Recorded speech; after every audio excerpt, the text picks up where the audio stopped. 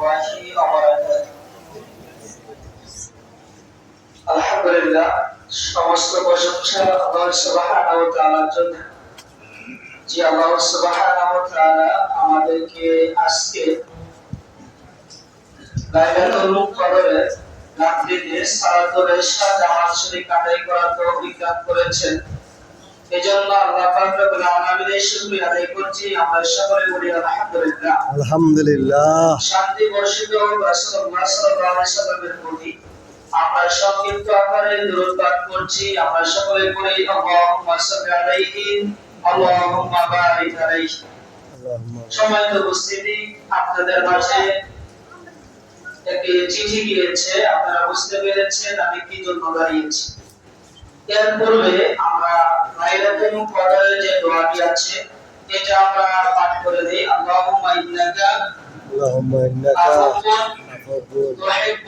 তুহিব্বুল আফওয়া ফাআফু আন্না কেন বললাম? কারণ আমরা সকলে এই জন্য দোয়া করলাম, এই জন্য আন্না বললাম।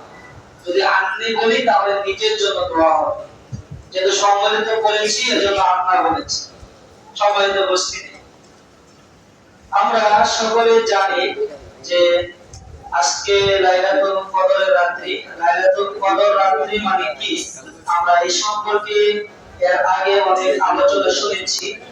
আমি সংক্ষিপ্ত আকারে বলবো যে আল্লাহ সুবহানাহু ওয়া তাআলা কুরআনুল কারীমের মধ্যে বলছেন, আউযু বিল্লাহি মিনাশ শাইতানির রাজীম, বিসমিল্লাহির রাহমানির রাহিম, ইন্না আনসালনাহু ফি লাইলাতিল কদর।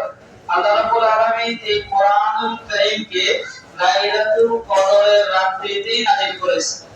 এবং আল্লাহ সুবহানাহু ওয়া তাআলা এই কুরআনুল কারীমের পরে নাযিল করার পরে সর্বশেষে এই কদরের সর্বশেষ আয়াতের মধ্যে বলছেন আল-ফি শাহর, এইটা হচ্ছে হাজার মাস ইবাদত করার চেয়ে উত্তম হচ্ছে লাইলাতুল কদরের রাত্রি যাপন করা। সম্মানিত উপস্থিতি, আজকে 27 রাত্রি, এজন্য আমরা বিভিন্ন জায়গায় দেখতে পাই, আপনাদের দোয়ায় বিভিন্ন জায়গায় বিগত রাত্রিতে গিয়েছি, আমরা দেখতে পেয়েছি যারা তাদের মসজিদগুলোকে এমন ভাবে জাঁকজমকপূর্ণ করেছে মনে হয় যেন তাদের মসজিদে একটা বিয়ে অনুষ্ঠান। বুঝতে পারেননি? যারা বিভিন্ন জায়গায় গিয়েছেন দেখেছেন যে তাদের মসজিদগুলো এমন ভাবে 27 রাত্রিকে কেন্দ্র করে সাজানো হয় মনে হয় যেন এখানে বিশাল বড় একটা অনুষ্ঠান। এই ইবাদতের নামে এগুলা বন্ডামি ইসলামী ছাড়া আর কিছু না।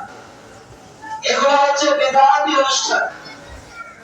রাসূল সাল্লাল্লাহু আলাইহি সাল্লাম বলেন যে কিয়ামুল লাইল তুমি কিভাবে পালন করবে?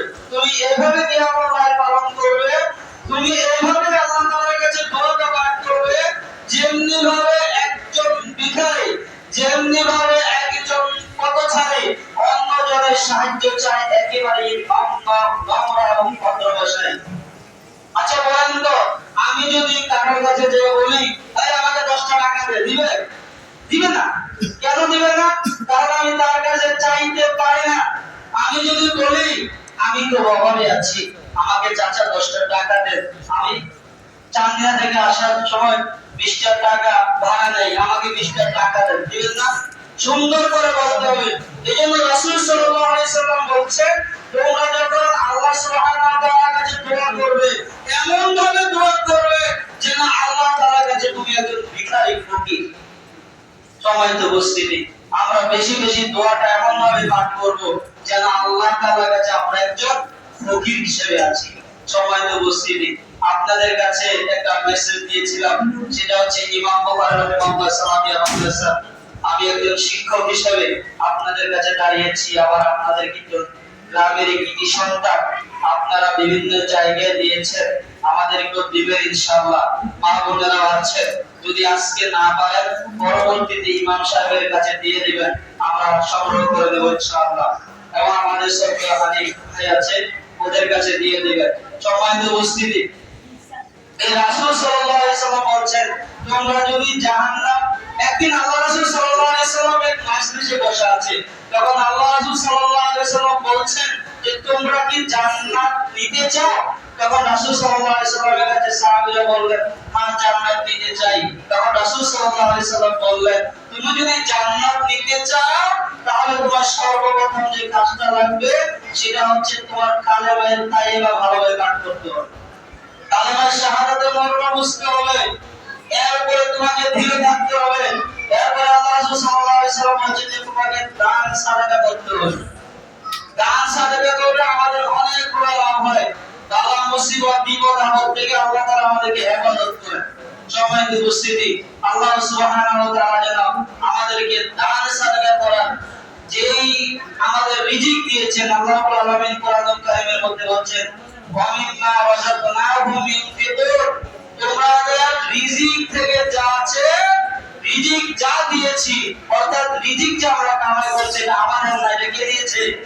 আল্লাহ তাআলা দিয়েছে। সম্মানিত উপস্থিতি, আল্লাহ তাআলা বলেন যে এই রিজিক থেকে তোমরা দান করো।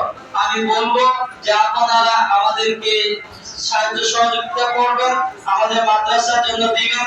আমাদের ইমাম বুখারী রাহিমাহুল্লাহ সালামিয়া মাদ্রাসাতে বালক শাখায় ইয়াতীম আছে 9 জন এবং বালিকা শাখায় ইয়াতীম আছে 5 জন। আমাদের মোট 14 জন ইয়াতীম আছে আমাদের ইমাম বুখারী রাহিমাহুল্লাহ সালামিয়া মাদ্রাসাতে। এবং আমাদের ইমাম বুখারী রাহিমাহুল্লাহ সালামিয়া মাদ্রাসাতে দুস্থ অসহায় গরীব যারা আছে এরকম টাইপের ছাত্র যাদেরকে দিয়ে মাদ্রাসা ও আপনাদের সহযোগিতার মাধ্যমে চলছে, তারা হচ্ছে প্রায় 28 জন। সম্মানিত উপস্থিতি, আমি আপনাদেরকে বলবো যে আপনারা উপস্থিত যা পারেন দিবেন ইনশাআল্লাহ।